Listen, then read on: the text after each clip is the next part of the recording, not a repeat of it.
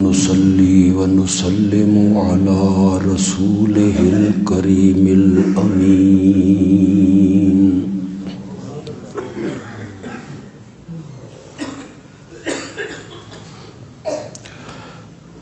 وعلى آله وأصحابه أجمعين.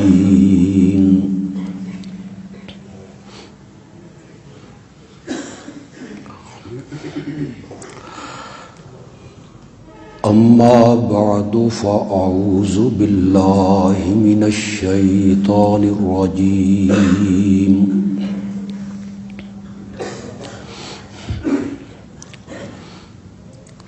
بسم الله الرحمن الرحيم.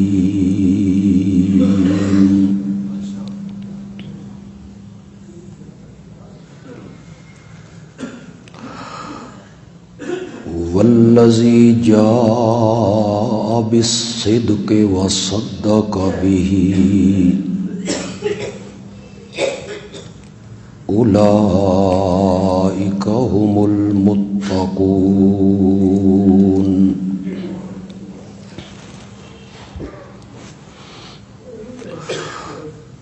اللهم صل على سيدنا ومولانا محمد النبي الأمي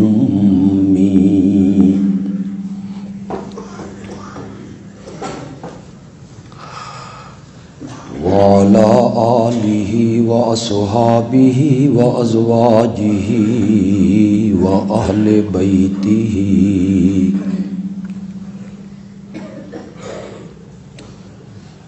وبارك وسلم ثم صل عليه.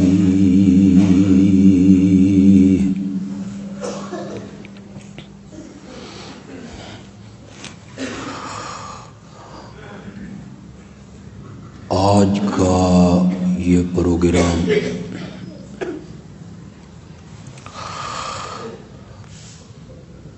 بطور احتجاج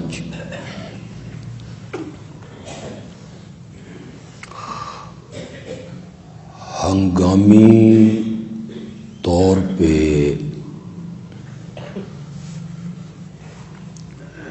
رکھا گیا ہے.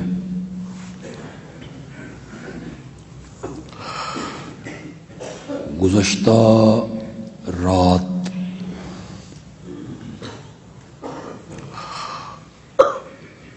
ہماری جماعت کے شہر کے علماء کی میٹنگ تھی.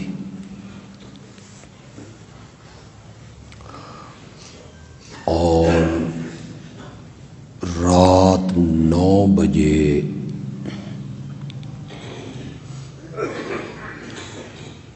اس پروگرام کی تجویز آئی، منظور ہوئی.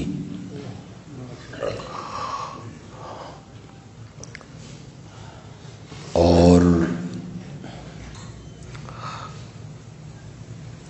تقریباً 20 گھنٹوں کی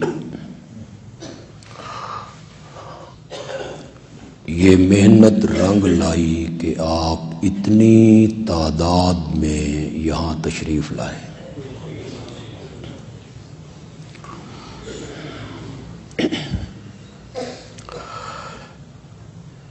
اللہ آپ کا یہاں آنا اپنے دربار میں قبول فرمائے اور قیامت کے دن حضرت سیدنا صدیق اکبر رضی اللہ تعالی عنہ کے ہاتھوں سے اللہ آپ کو جام کوثر پلا دے.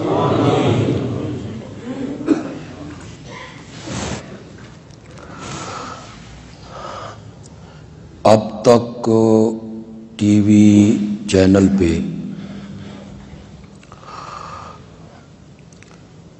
چند دن پہلے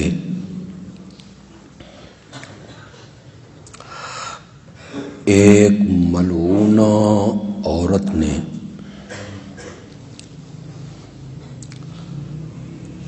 حضرت سیدنا صدیق اکبر رضی اللہ تعالی عنہ کے خلاف ہرزہ سرائی کی،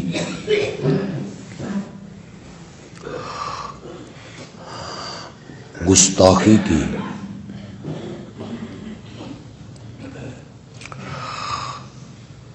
اس کا کہنا یہ تھا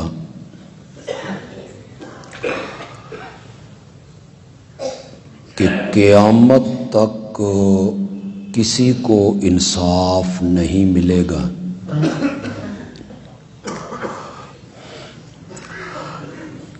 کہ انصاف کا خون اس دن ہو گیا تھا جب سیدہ فاطمہ رضی اللہ تعالی عنہا حق مانگنے کے لیے دربار میں گئی تھیں اور ان کی گواہی کو تسلیم نہیں کیا گیا۔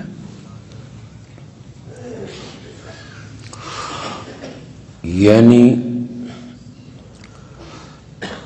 حضرت سیدنا صدیق اکبر رضی اللہ تعالی عنہ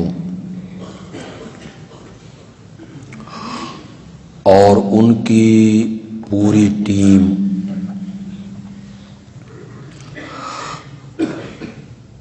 یہ انصاف کے تقاضوں کو پورا نہیں کرتے تھے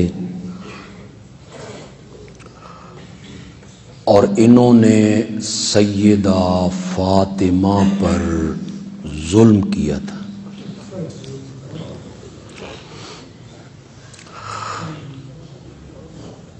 یہ دریدہ ذہنی ہے،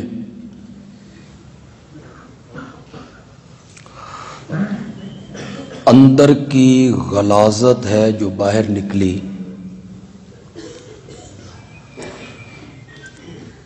چھپا ہوا گند ہے جو ظاہر ہوا۔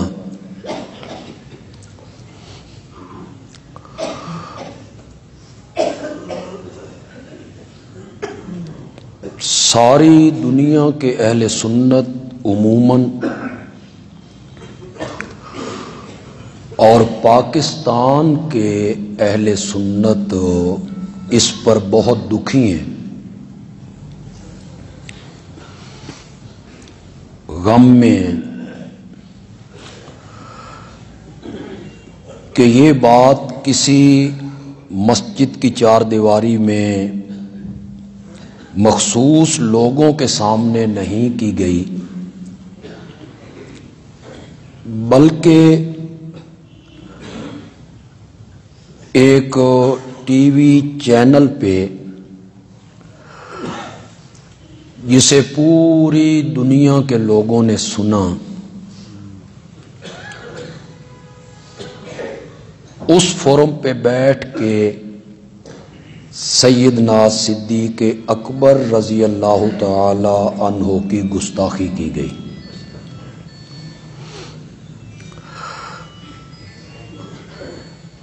لیکن میں سمجھتا ہوں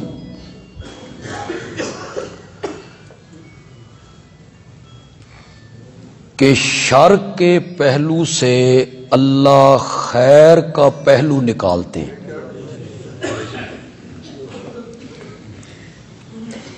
ہے تو یہ شر بدبختی گند ہے، لیکن اس میں سے خیر کا پہلو یہ نکلا کہ جن لوگوں کو فدق کا پتہ نہیں تھا، وراثت کا پتہ نہیں تھا،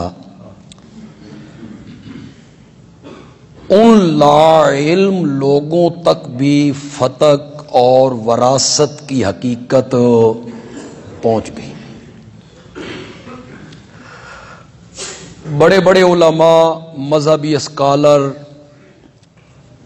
سوشل میڈیا پہ آ کے انہوں نے بیان کیے، دلائل دیے کہ یہ وراثت حضرت فاطمہ کا آنا فدق، اس کی حقیقت کیا ہے؟ تو اس شر کے پہلو سے خیر کا پہلو نکلا ہے۔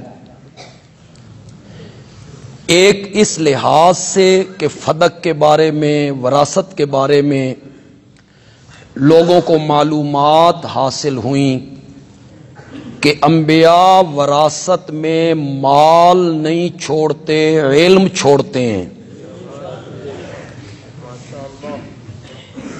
اور ایک خیر کا پہلو یہ نکلا کہ آج تقریباً 3 دن ہو گئے ہیں اس دریدہ ذہنی کو، اس ہرزہ سرائی کو، اس بکواس کو، اور سوشل میڈیا پہ ہر جگہ ابو بکر ہو رہا ہے۔ یہ ایک پہلو خیر کا نکلا۔ آج جمعے کے خطبات میں پورے پاکستان کے علماء نے، خطباء نے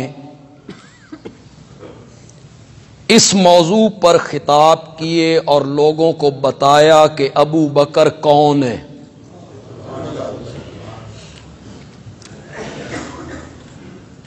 اور اس کا ایک فائدہ یہ ہوا کہ جس طبقے کو ہم سمجھاتے تھے کہ یہ صحابہ کے دشمن ہیں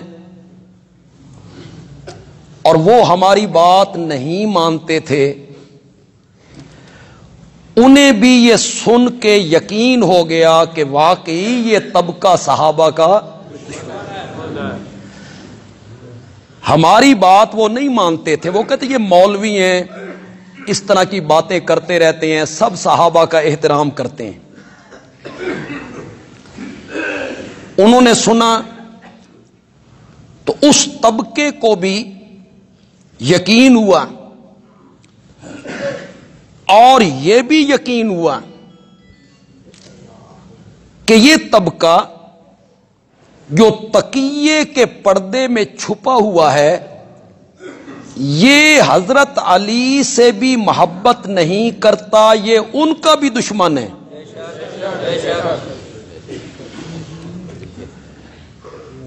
جو تصویر حضرت علی کی انہوں نے پیش کی، اس میں حضرت علی کی عزت افزائی نہیں ہے،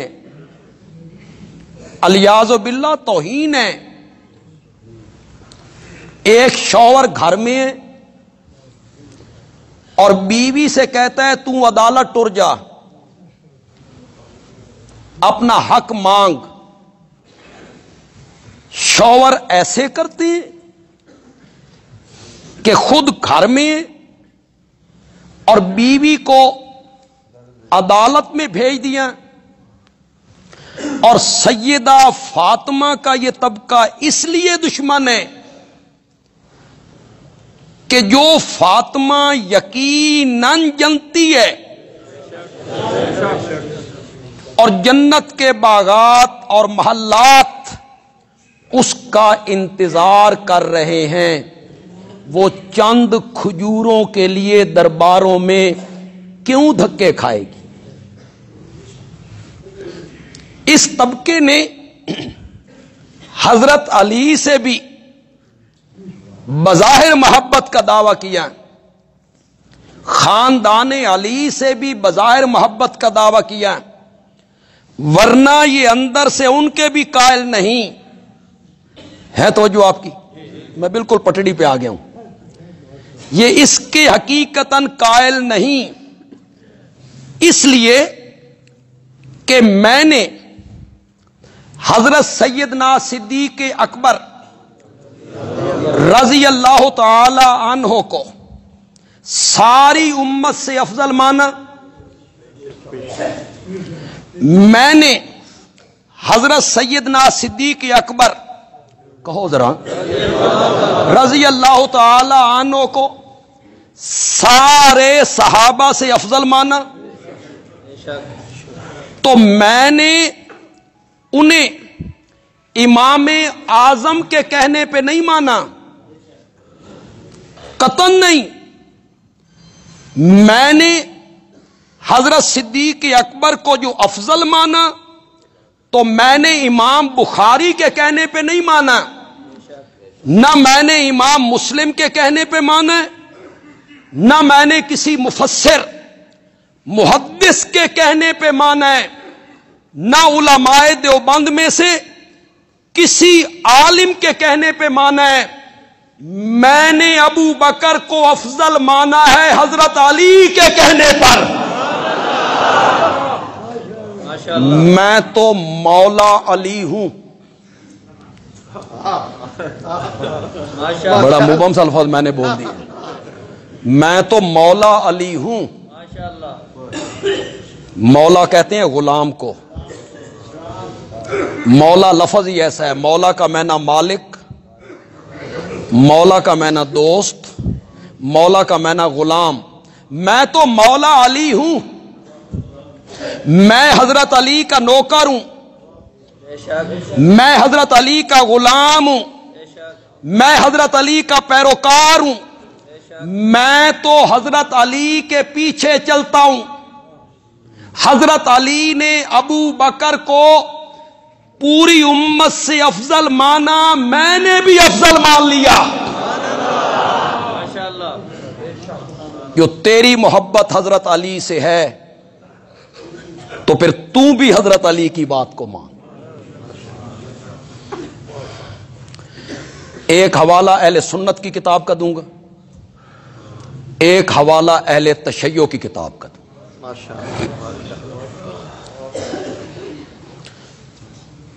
اہل سنت کی کتاب کا حوالہ، پوچھنے والا حضرت علی کا بیٹا محمد ابن علی المعروف بہ حنفیہ، جس کو ہمارے مورخ محمد ابن حنفیہ کہتے ہیں کہ لوگوں کو پتہ نہ چلے بھئی اے بھی علی دا پتر ہے، اس لیے اسے محمد ابن حنفیہ کہتے ہیں. یہ محمد جو حضرت علی کے بیٹے ہیں، بڑے عالم ہیں، انہوں نے اپنے بابا سے پوچھا ای الناس خیر بعد نبی اللہ. بابا سارے لوگوں میں انبیاء کے بعد سب سے افضل کون ہے؟ حضرت علی نے جواب دیا بیٹا ابو بکر ہے. میں نے تو ابو بکر کو افضل مانا ہے حیدر کرار کے کہنے کی وجہ سے. میں تو حیدر کرار کا پیروکار ہوں، میں تو ان کا نوکر ہوں. انہوں نے کہا بیٹا ابو بکر ہے.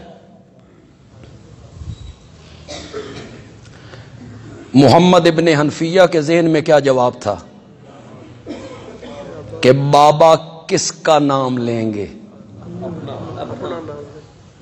سمجھ رہے ہو کہ کون نہیں سمجھ رہے ہو؟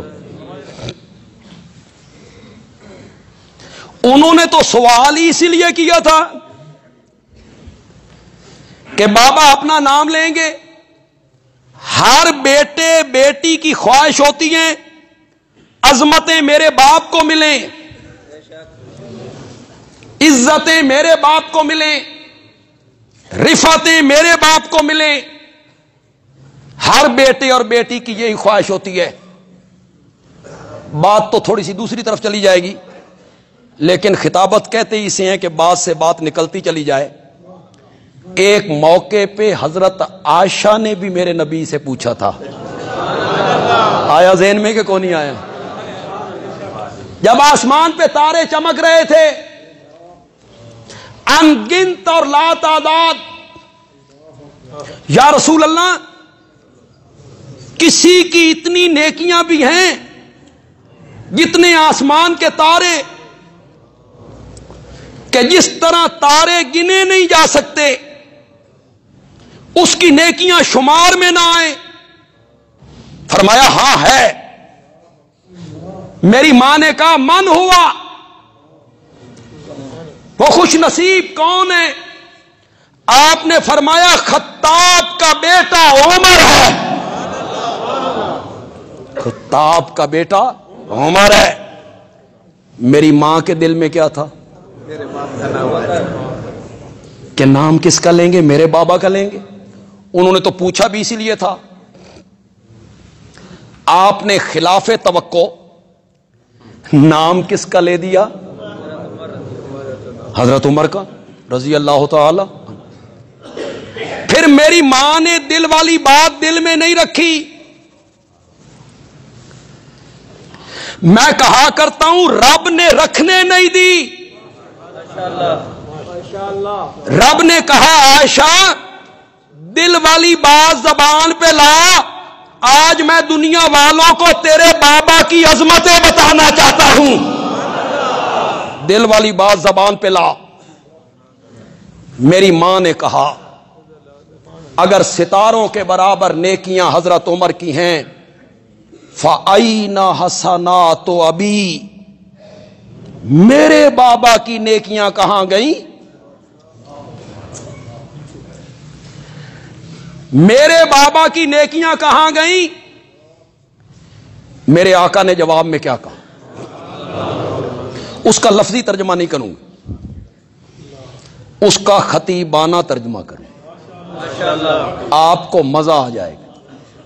لیکن آپ نے میرے لہجے کو بھی دیکھنا ہے، میری طرف بھی دیکھنا ہے۔ اگر ستاروں کے برابر نیکیاں حضرت عمر کی ہیں فَأَيْنَ حَسَنَاتُ أَبِي، میرے بابا کی نیکیاں کہاں ہیں؟ میری طرف سوچ رکھنی ہے آپ نے، میرے بابا کی نیکیاں کہاں ہیں؟ آپ نے فرمایا عائشہ پوچھتی ہو بابا کی نیکیاں اور ترازو بناتی ہو آسمان کے تاروں کو؟ مجھے کعبہ کے رب کی قسم ہے، حضرت عمر کی ستاروں کے برابر نیکیاں تیرے بابا کی اس ایک رات کا مقابلہ نہیں کر سکتی۔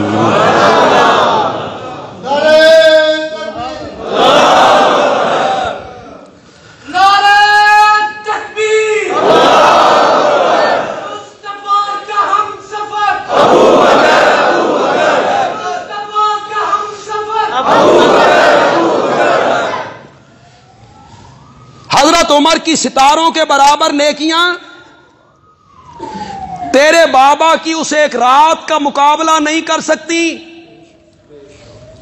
جب رب نے میری روح کو اور تیرے بابا کی روح کو ایک کر دیا تھا،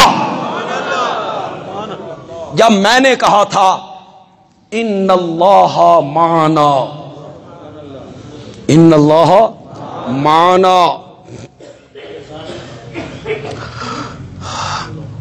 بذہن میں ایک جملہ آ گیا۔ سفر میرے نبی کو بڑے بڑے دو پیش آئے تھے، ایک معراج والا، ایک ہجرت والا، یہی دو بڑے سفر۔ دونوں سفروں میں اللہ نے میرے نبی کو ہم سفر دیا۔ جو معراج والی رات میں دیا وہ ملائکہ کا سردار تھا،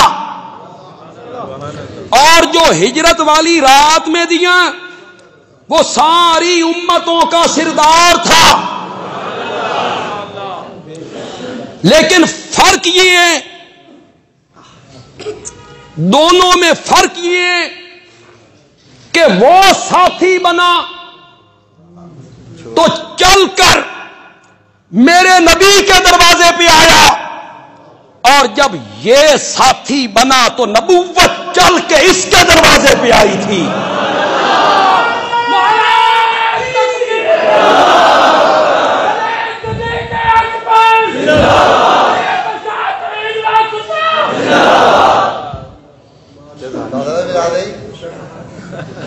ابو بکر دا آواز بہ گیا، کوئی اور بندہ شروع ہو.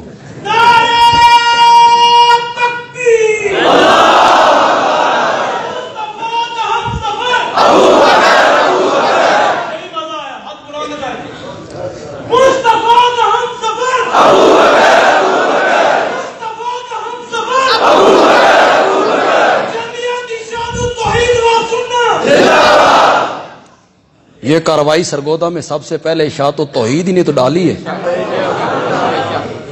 یہ میری جماعت کو شرف حاصل ہوا ہے اور اتنے شارٹ نوٹس پہ ہمارے کارکن آئے ہیں.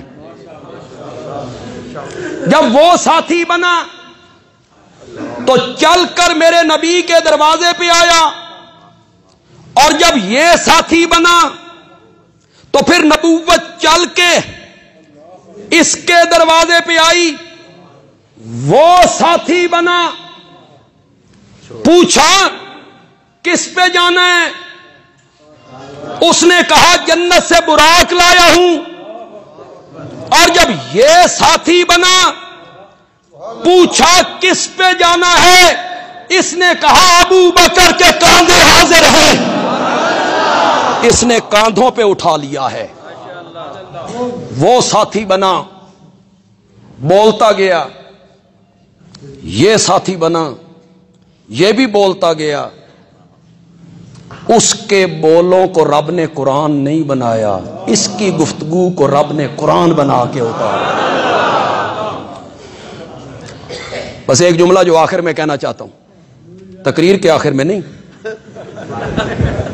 اس پیرائے کے آخر میں. بڑا زبردست جملہ کہنے لگا. یہ ایک لفظ ہے توڑ. توڑ توڑ کے دو معنی ہوتے ہیں. پنجابی میں توڑ کہتے ہیں آخر تک پہنچانا، توڑ پہنچا کے آواں گے جی. اور ایک توڑ کا معنی ہوتا ہے توڑ دینا، الگ کر دینا. یہ دونوں معنی آپ نے ذہن میں رکھنے. میری بات مکمل ہو تو پھر ہاتھ کھڑے کر کے سبحان اللہ کہنا ہے. وہ گیا تے توڑ گیا نہیں، رستے میں چھوڑ گیا. اور یہ گیا تو ایسا توڑ گیا کہ آج تک دونوں کو کوئی توڑ نہ سکا. یہ ایسا توڑ پہنچا تھا. صدیق اکبر،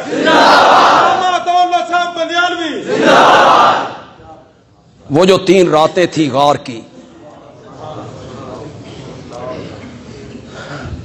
جالیوں کو دیکھنے کے لیے ترس جاتے ہو. روزے کی جالیاں دیکھ کے آئے ہیں، اصحاب صفہ، وہ محراب.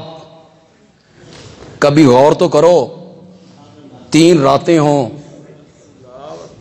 ایک نبی ہو، دوسرا ابو بکر ہو، تیسرا بندہ کوئی نہ ہو. میرا نبی اس کی گود میں سر رکھ کے سو جائے، میرا نبی اس کی گود میں سر رکھ کے سو جائے. اور ابن حجر بولے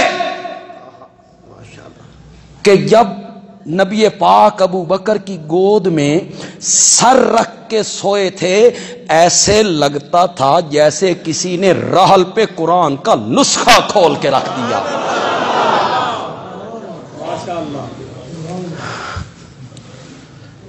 تو حضرت عائشہ نے بھی جو پوچھا تھا، چلو ایک اور بات ذہن میں آ گئی، اسی سے ملا لیتے. میرے نبی کا انتقال سے 4 دن پہلے کی بات ہے.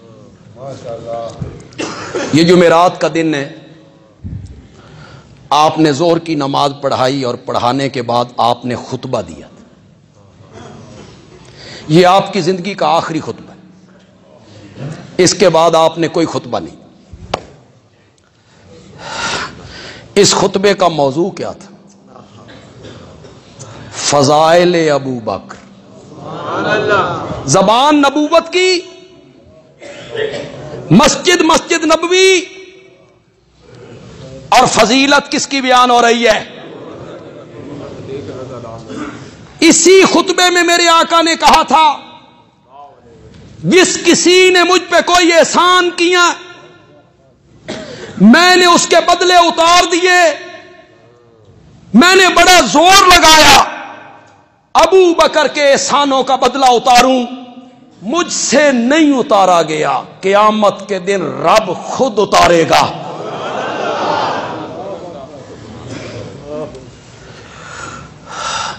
حضرت علی کے بڑے احسان ہیں، اس میں کوئی شک نہیں۔ ہجرت والی رات وہ بستر رسول پہ سوئے،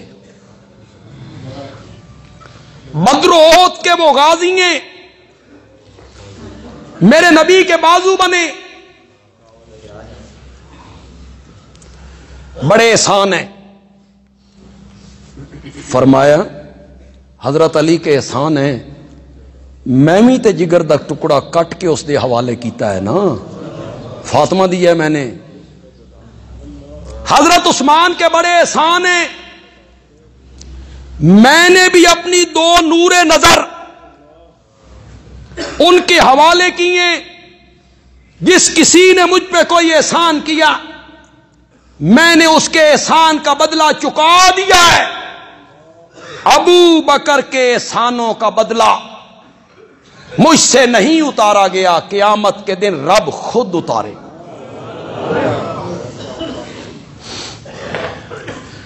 یہ جمعرات کا دن ہے، سوموار کو آپ کا انتقال ہو رہا ہے، عصر بھی پڑھائی، مغرب بھی پڑھائی، عشاء کا ٹائم ہوا آپ نہیں آئے۔ اس طرح حضرت عائشہ کا حجرہ ہے، اس میں ایک کھڑکی ہے جس پہ پردہ لٹک رہا ہے، صحابہ ادھر ہیں، آپ اس حجرے میں۔ کافی انتظار کے بعد حضرت بلال اس پردے کے قریب گئے، الصلاۃ یا رسول اللہ، الصلاۃ الصلاۃ، لوگ آپ کے منتظر ہیں، آئیے نماز پڑھائیے۔ آپ نے فرمایا وضو کرواؤ، وضو کروایا گیا، آپ پر غشی طاری ہو گئی، افاقہ ہوا، پوچھا لوگوں نے نماز پڑھ؟ نہیں جی آپ کا انتظار ہو رہا ہے۔ فرمایا پانی لاؤ، وضو کرواؤ، وضو فرمانے لگے، پھر غشی طاری، افاقہ ہوا، پوچھا اصلی الناس، لوگوں نے نماز پڑھ لی؟ قالوا لا یا رسول اللہ وہم ینتظرونک، لوگوں نے نماز نہیں پڑھی، وہ آپ کا انتظار کر رہے ہیں۔ 2-3 مرتبہ جو اس طرح ہوا کہ بار بار غشی طاری ہوئی، پھر آپ کو لگا کہ صحت اس کی متحمل نہیں کہ میں مسجد جاؤں، امامت کرواؤں، تو میرے نبی نے کہا لوگوں سے کہو میرا انتظار نہ کرے، مرو ابا بکر فلیصلی بالناس، ابو بکر کو کہو میرے مصلی پہ کھڑے ہو کے لوگوں کو نماز پڑھائے۔ کون سا دن تھا؟ جمعرات۔ نماز کون سی تھی؟ کس کو حکم مل رہا ہے؟ زور سے بولو، زور سے بولو۔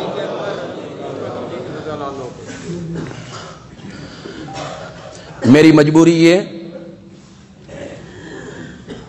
کہ میری ایک آنکھ کا نور ابو بکر ہے، میری دوسری آنکھ کا نور حیدر کرار ہے، میری مجبوری۔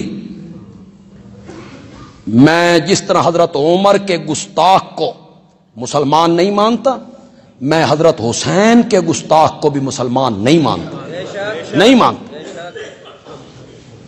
میری دونوں آنکھیں کھلی ہیں، میں یہ سمجھتا ہوں کہ حضرت علی کی ادنا سی توہین میرے ایمان کے لیے خطرہ بن جائے گا۔ تیریاں موجاں لگی ہوئی نے، تو نے ایک آنکھ بند کی ہوئی ہے، ایک آنکھ سے تو دیکھتا ہے خاندان علی بڑھاتا رہتا ہے، بڑھاتا رہتا ہے، بڑھاتا رہتا ہے، دوسروں پہ تو تبرے کرتا رہتا ہے، ان کو تو نیچا دکھاتا رہتا ہے، تیریاں موجاں لگیاں نے۔ ورنہ حقائق کی دنیا میں آ حقائق کی دنیا میں جس وقت میرے آقا یہ کہہ رہے تھے مرو ابا بکر فلیصلی بالناس، ابو بکر کو کہو میرے مصلی پہ کھڑے ہو کے لوگوں کو نماز پڑھائے، اور سرگودا کے لوگوں، حضرت علی اس وقت کہاں تھے؟ جہاد پہ گئے ہوئے تھے؟ بولتے کیوں نہیں ہو؟ سفر پہ تھے؟ میرے آقا کے چچا حضرت عباس کہاں تھے؟ بولتے کیوں نہیں ہو؟ حضرت علی کے بھائی عقیل کہاں تھے؟ بولو مدینے میں، بولو زور سے بولو۔ حضرت حسن کہاں تھے؟ حضرت حسین کہاں تھے؟ حضرت علی کہاں تھے؟ عباس کہاں تھے؟ عباس کے بیٹے کہاں تھے؟ میرے آقا نے فرمایا میرے رشتہ دار پیچھے ہوں گے، ابو بکر آگے ہوگا۔ ابو بکر کو آگے کھڑا کیا۔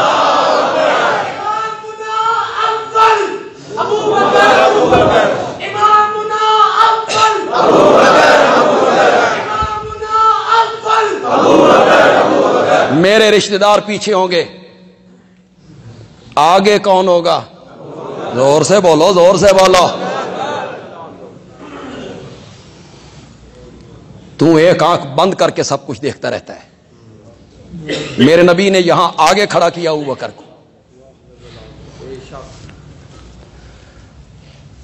تو نے اتنا کبھی نہیں سوچا؟ کتنے لوگ میرے اشارے کو سمجھیں گے کہ یہ ساری زندگی نبی کے گھر سے کھاتے رہے تھے۔ ماشاءاللہ، ابو بکر ساری زندگی میرے نبی کو کھلاتا رہا تھا۔ حضرت علی کی پرورش کس نے کی تھی؟ کس کے گھر میں رہتے تھے؟ یہ جو میں پیرایا بیان کرنا چاہتا ہوں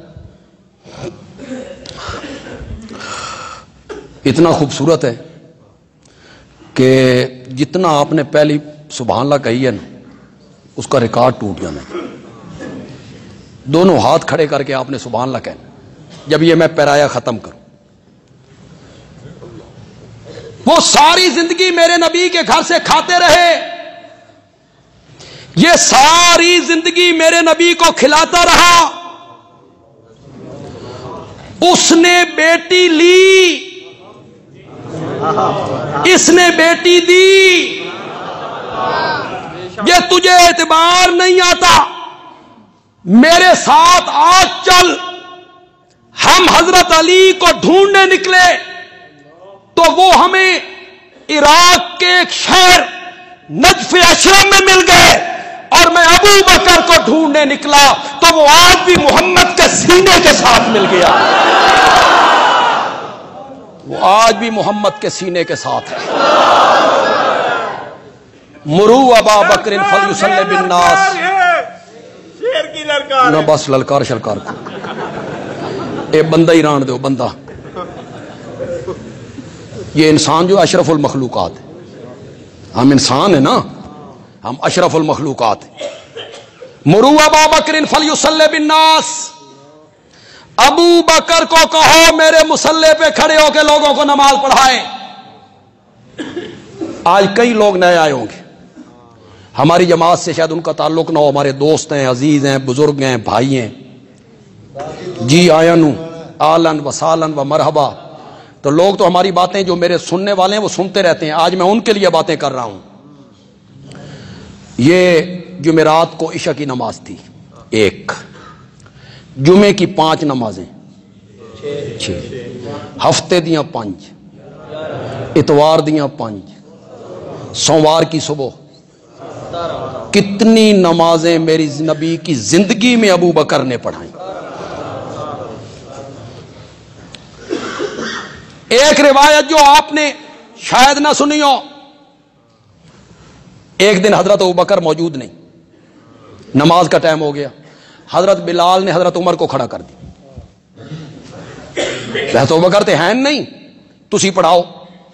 حضرت عمر نے یہاں محراب میں کہا اللہ اکبر، حجرے میں آواز گئی، میرے نبی نے محسوس کیا آواز میرے یار دیتے نہیں، تو میرے نبی نے حجرے میں فرمایا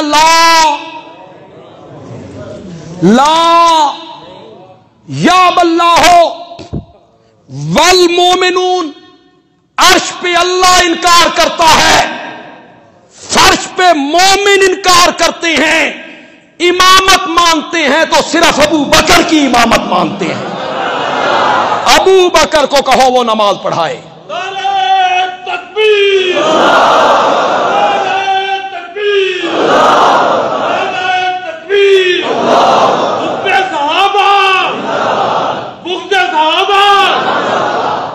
ماشاء اللہ، اللہ آپ کے جذبے میں اور ترقی عطا فرمائے۔ ایک دن جو میرے نبی کی طبیعت سنبھلی، ادھر نماز ہو رہی ہے، پیچھے صفیں ہیں صحابہ کی، فرمایا نماز ہو گئی کہ جی ہو رہی، فرمایا میں نہیں وضو کرواؤ، میں مسیتے جا کے نماز پڑھنا چاہوں۔ اس کھڑکی سے اندر داخل ہوئے، دو آدمیوں کے سہارے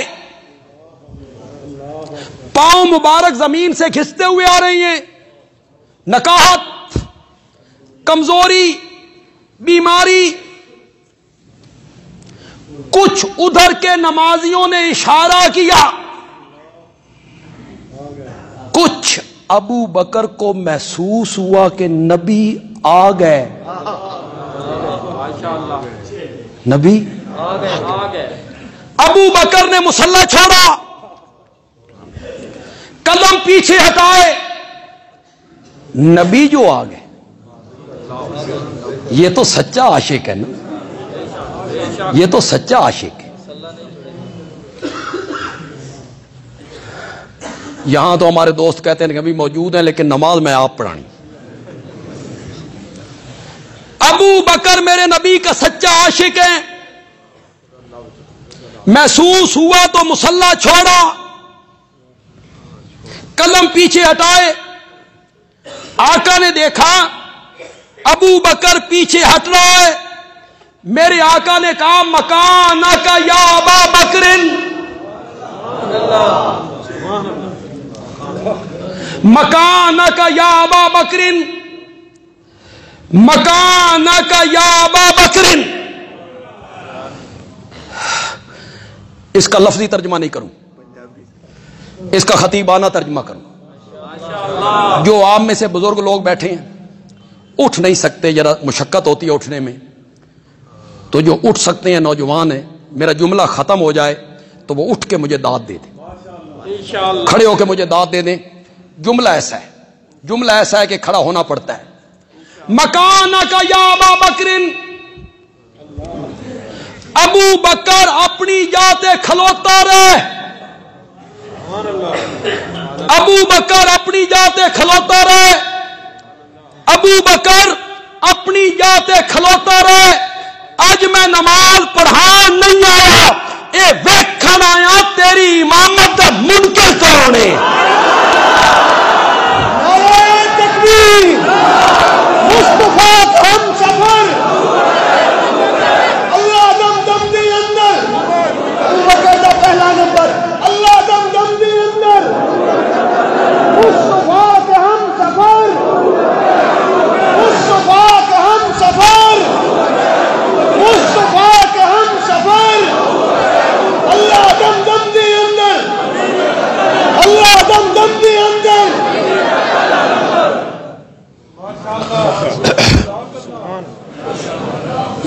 میرے نبی کی زندگی میں حضرت ابو بکر میرے نبی کے مصلی پہ آئے، اور جب آپ کا انتقال ہوا اور حضرت صدیق اکبر امیر المومنین بنے اور لوگوں نے بیعت کی، اسامہ نے پوچھا حل بایعتا، حیدر کرار آپ نے بیعت کی تھی؟ تو حضرت علی نے کہا نام یا اسامہ، میں نے بیعت کی تھی.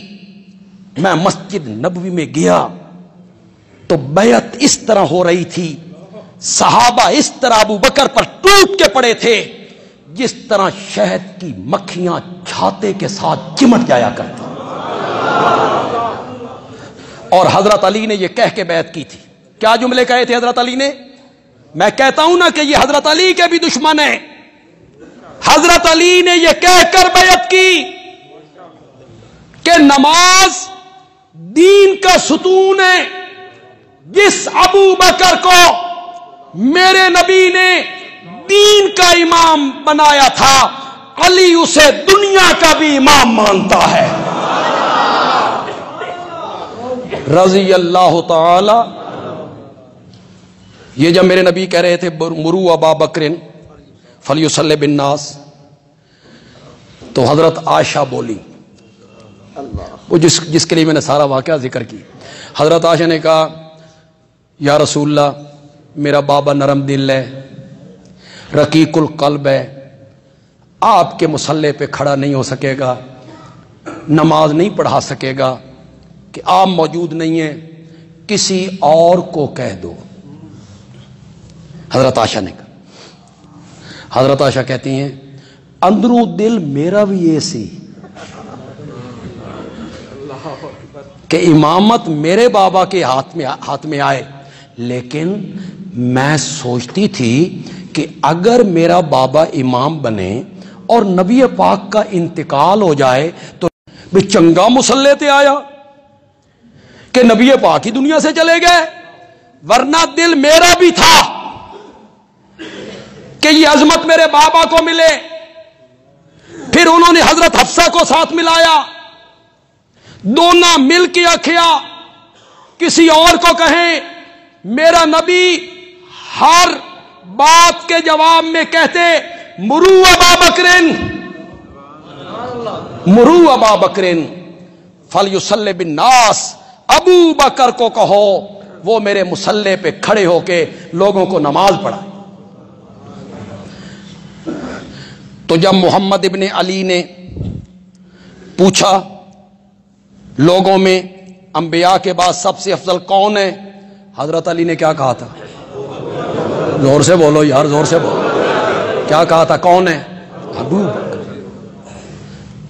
اب تو اپنا حوالہ سن. کتاب الشافی لکھنے والا توسی, کتاب الشافی توسی کی, حضرت علی امیر المومنین ہے, کوفہ دار الخلافہ ہے. بازار سے گزر رہے ہیں, ایک بندے نے حضرت علی رضی اللہ تعالیٰ عنہ کو دیکھا اور دیکھ کے کہا یا خیر الخلائق بعد نبی اللہ, اللہ کے نبی کے بعد ساری مخلوق سے آپ افضل ہیں. ہوگا نا کوئی وہ جنہوں نے حضرت عثمان کو شہید کیا تھا, وہ جنہوں نے حضرت حسین کو دھوکے سے کوفے بلایا تھا اور وقت پہ دغا دے گئے تھے. یا خیر الخلائق بعد نبی اللہ, اللہ کے نبی کے بعد ساری مخلوق سے افضل آپ ہیں. حضرت علی مسجد میں آئے, منادی کو کہا اعلان کر, لوگ جمع ہو, امیر المومنین خطبہ دینا چاہتی ہیں. کوفے کی مسجد عوام سے بھر گئی اور میرے علی نے کہا, حضرت علی نے کہا خیر الخلائق بعد نبی اللہ ابو بکر. یہ کوفے کی مسجد ہے, حضرت علی کی امارت ہے, خلافت ہے, اقتدار حضرت علی کا ہے, کوئی روکنے ٹوکنے والا نہیں. حضرت علی کو روک بھی کون سکتا تھا؟ ان کی بہادری, دلیری, شجاعت معمولی ہے؟ وہ تو بہت اونچے ہیں. خیر الخلائق کے بعد نبی اللہ ابو بکر ثم عمر. جی ثم عمر. ذرا سزا بھی سن حضرت علی کی زبان سے، سن سزا حضرت علی کی زبان سے اپنی. یہ میں سزا تجویز نہیں کر رہا ہوں، یہ امیر المومنین ہیں، فاتح خیبر ہیں، میرے نبی کا چچا زاد بھائی ہے، سیدنا حیدر کرار ہے، حسنین کا بابا ہے. سن اپنی سزا. حضرت علی نے یہ کہہ کے فرمایا آج کے بعد جو آدمی مجھے ابو بکر پر فضیلت دے گا میں اسے 80 کوڑوں کی سزا دوں گا. شریعت میں جھوٹ کی سزا کیا ہے؟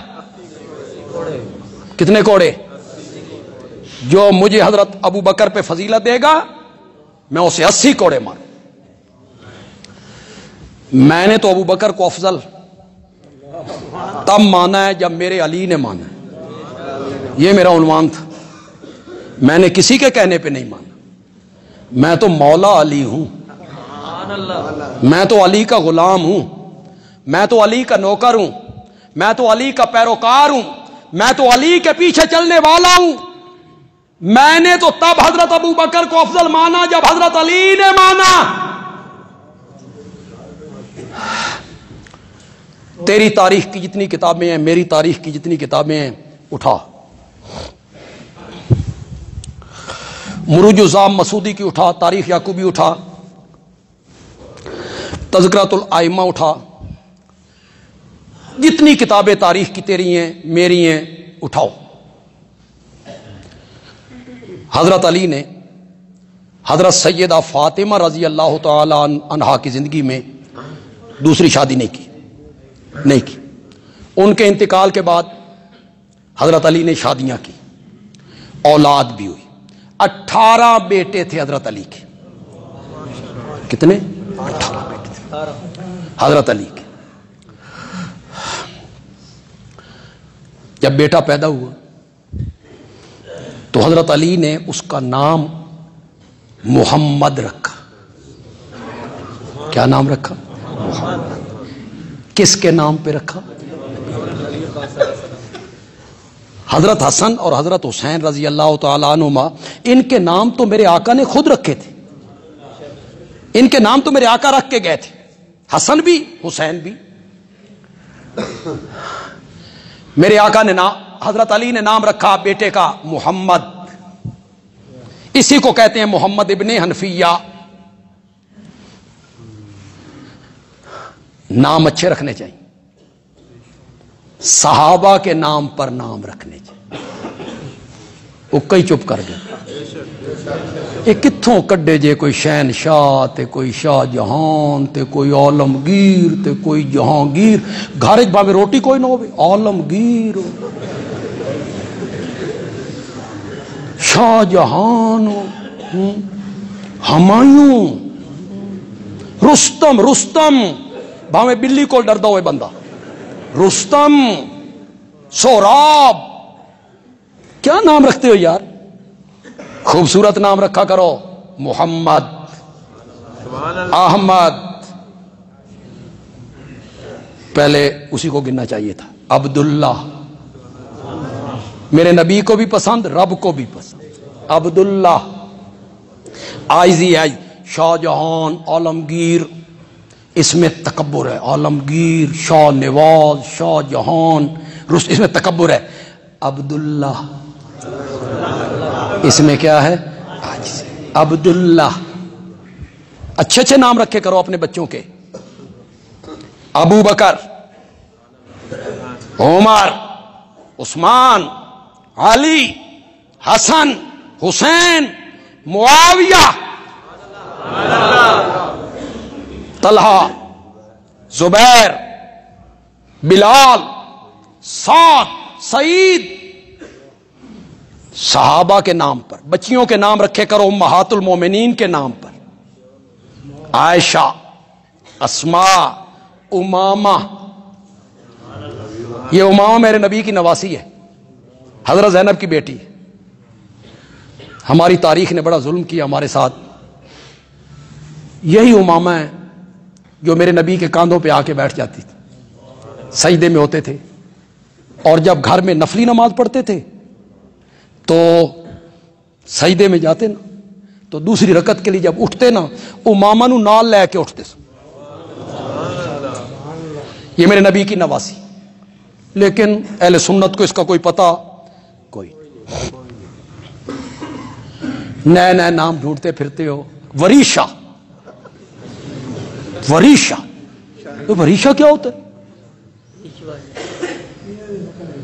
وہ ہمارے ایک مولانا صاحب تھے, وہ کہنے لگے جی, مجھے ایک بندہ کہنے لگا کہ مولانا میری بیٹی ہے, بولتی بڑی, چپ ہی نہیں کرتی, گلاں بڑیاں کر دی ہے, کوئی دم کرو.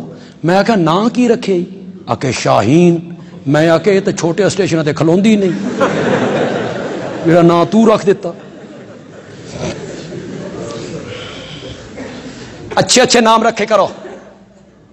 محمد. پھر بیٹا ہوا, لوگوں نے پوچھا اس کا نام کیا رکھا ہے؟ حضرت علی نے فرمایا محمد کے بعد نام رکھا جاتا ہے تو ابو بکر ہی رکھا جا سکتا ہے. اس کا نام کیا ہے؟ ابو بکر. لوگ اپنے پیاروں کے نام پر نام رکھتے ہیں. کبھی دشمنوں کے نام پر بھی نام رکھے کسی نے. لوگ اپنے دادا کا نام رکھتے ہیں, پردادا کا نام رکھتے ہیں, اپنے بابا کا نام رکھتے ہیں, اپنے استاد کا نام رکھتے ہیں, اپنے مرشد کا نام رکھتے ہیں. حضرت علی کو سب سے زیادہ پیار تھا تو کس کے ساتھ تھا؟ ابو بکر. تو چلا گیا, مجھے تنہا چھوڑ گیا, بے وفائی کر گیا. میں علی بے وفا نہیں ہوں. میں نے اپنے ایک بیٹے کا نام تیرے نام پہ رکھ دیا ہے, بلاؤں گا اسے, یاد کروں گا تجھے, یاد کروں گا تجھے. پھر بیٹا ہوا, اس کا نام حضرت علی نے عمر رکھا.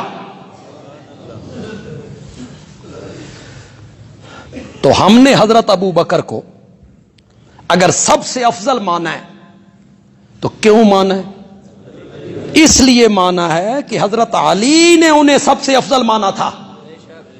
چونکہ اب حضرت علی سے محبت کرنے والے لوگ ہیں, ان کے پیروکار ہیں, حضرت علی نے انہیں افضل مانا, ہم نے بھی انہیں افضل مانا.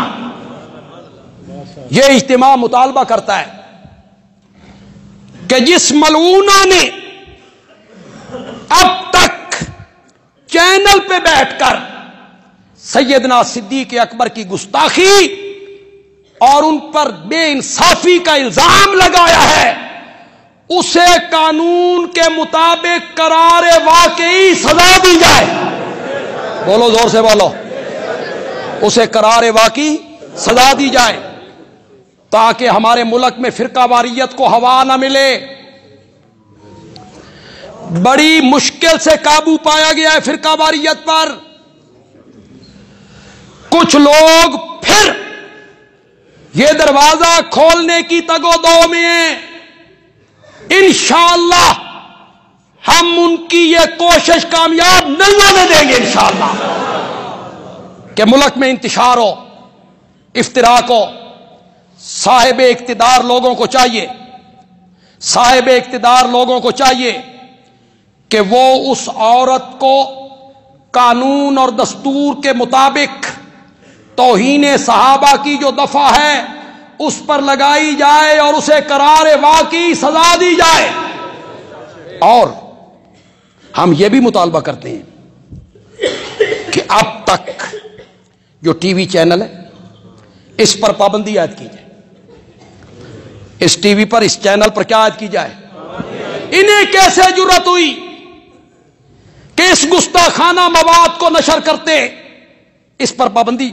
دیکھیں پیمپرا نے ہیں نوٹس دیا ہے، لیکن نوٹس کیا ہے؟ 7 دنوں کا نوٹس۔ بھئی 7 دن چپ ہو جانی ہے تھے، اس میں نوٹس کی کیا ضرورت ہے؟ اس میں تحقیق کی کیا ضرورت ہے؟ دیکھو وہ ایک عورت بول رہی ہے، آگے اینکر جو ہے اس کی ہاں میں، مجھے اب ایک ساتھی نے کلپ سنایا اسی محفل کا، وہ عورت کہہ رہی ہے قرآن پڑھنے سے بندہ مومن نہیں ہوتا، کہ جو قرآن پڑھتا ہے نمازیں پڑھتا ہے تو وہ مومن ہے؟ نہیں، جنہوں نے حسین کو شہید کیا تھا وہ بھی قرآن پڑھتے تھے۔ یہ بھی اس کلم میں اس نے یہ فرقہ واریت کی باتیں کی۔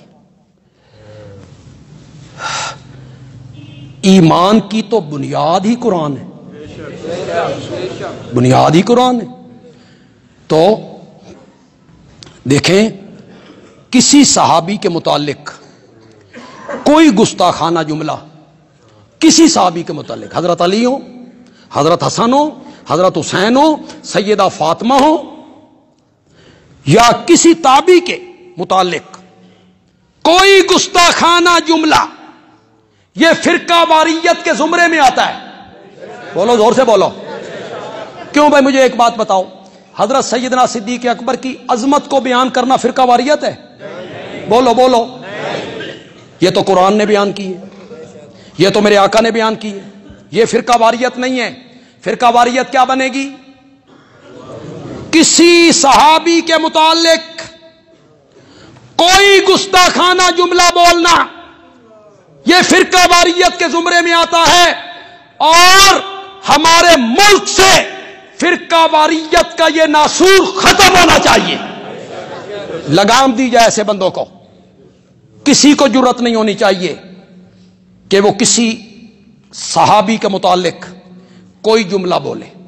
میں آخر میں ایک مرتبہ پھر اپنے تمام کارکنوں کو، علماء کرام کو، اور جتنے احباب یہاں تشریف لائے ہیں ہماری بات سننے کے لیے، میں ان کا شکریہ ادا کرتا ہوں اور ان کے لیے دعا گو ہوں کہ اللہ تعالیٰ ان کے اس آنے کو قبول و منظور فرما لے۔